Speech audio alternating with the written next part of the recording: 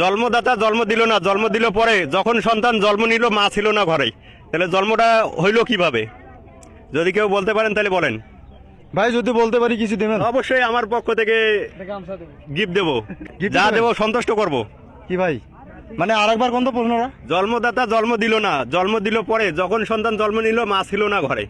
তা বাপের পেট থেকে হয়েছে? হ্যাঁ? বলেন। কি করেন ভাই? হ্যাঁ? কি হয়েছে না? সঠিক সঠিক। না ভাই, কি করেন? কাশি দিয়ে কাটছে নাকি? কাশি দিয়ে কাটলেও তো মা তখন ছিল। সেটাও তো কথা। আমি বলছি যে মা ছিল না ঘরে।